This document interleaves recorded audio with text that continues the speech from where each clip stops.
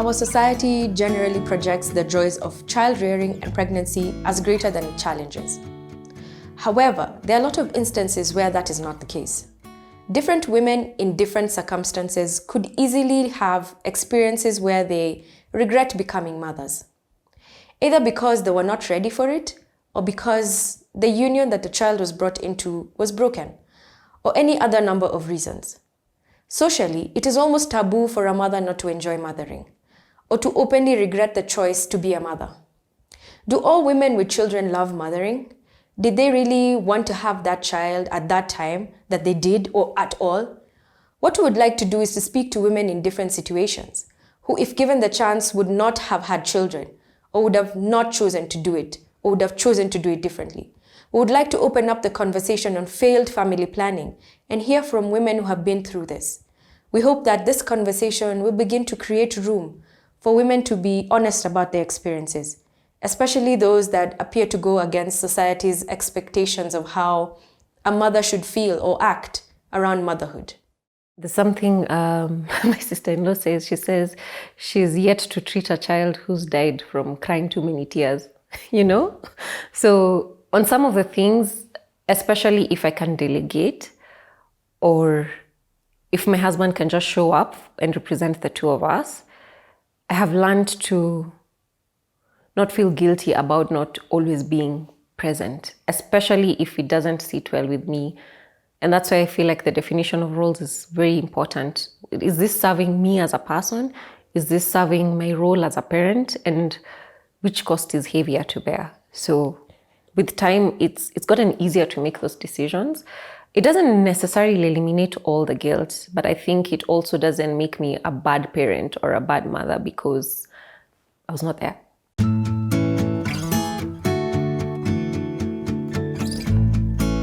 My name is Maureen. I go by Mo, for those who know me a bit more.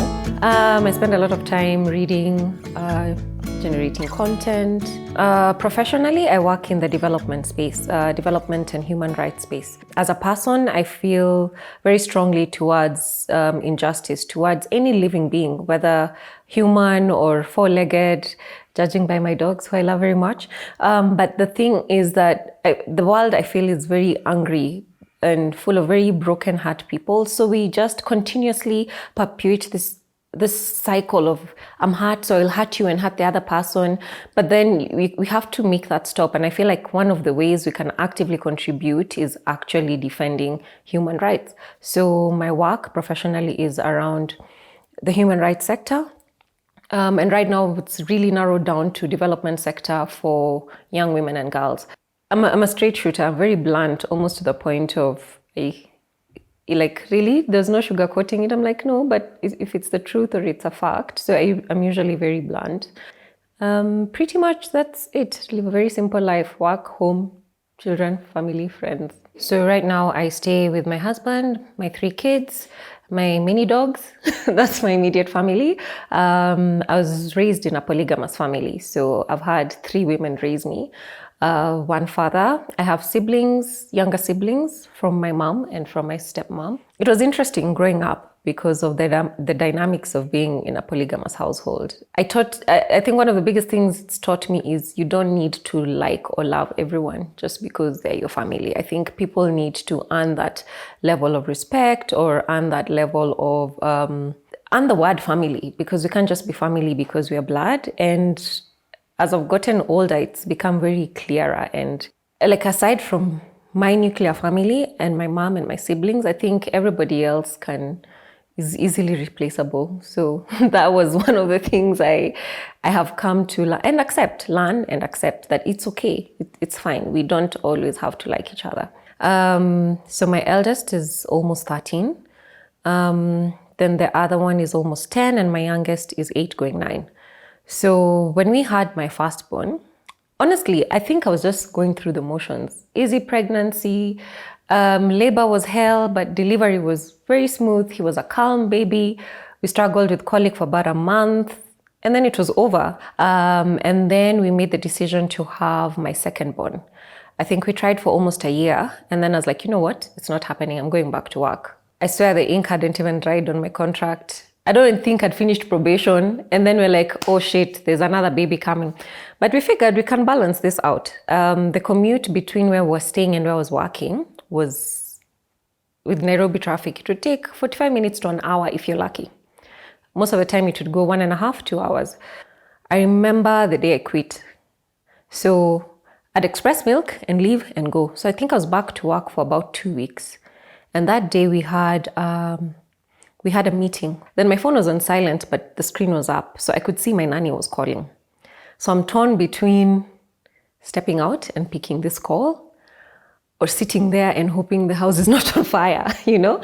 I waited for the meeting to end and immediately I called home and she's like, maziwa imeisha. It was 11:30 a.m. I am 2 hours away.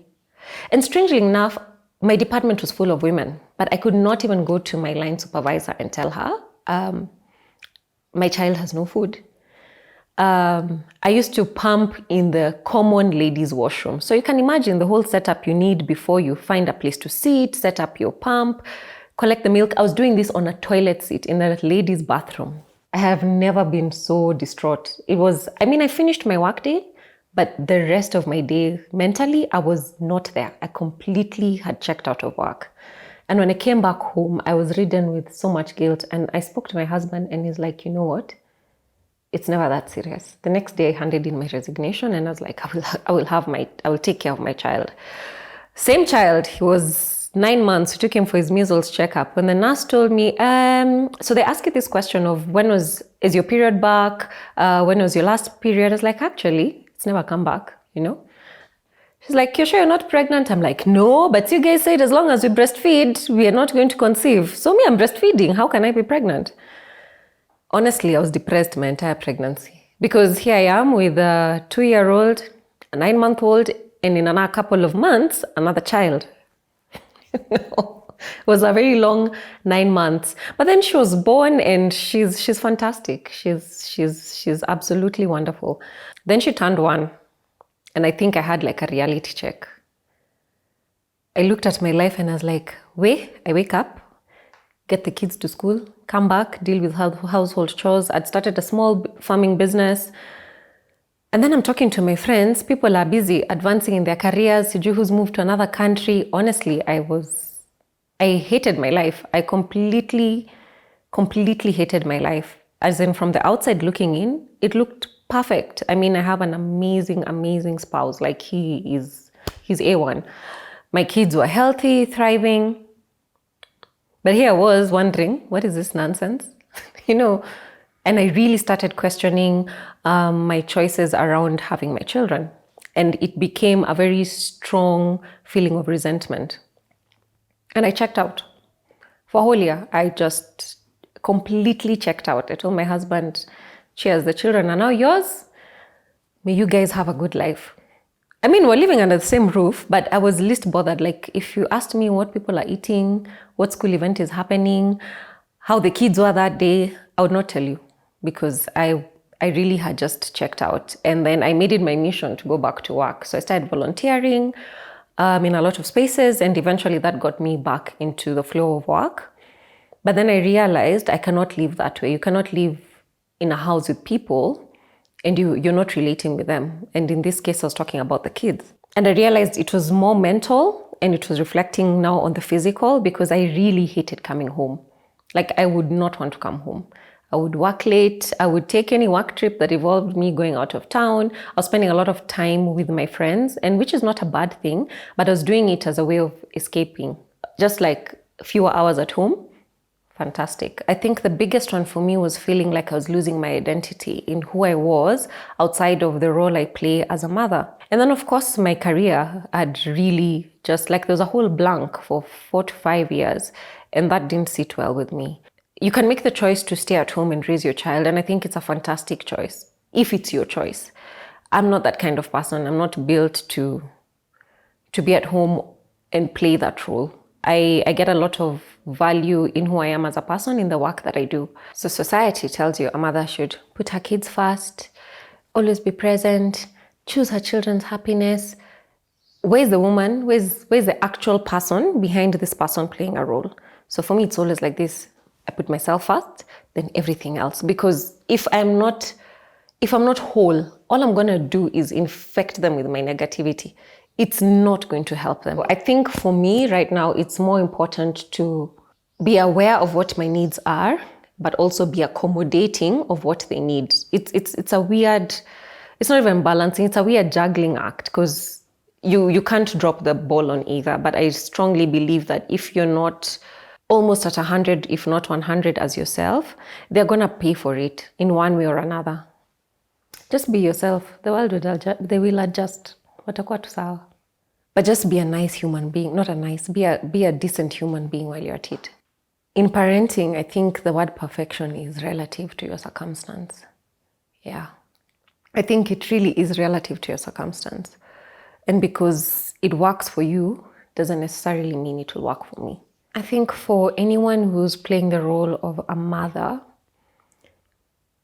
is to be gentle and be gracious with yourself.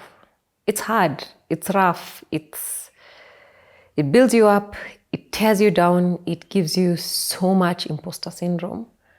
So I think be gentle with yourself, extend the same grace to yourself as you would to a new mother or to a fellow mother.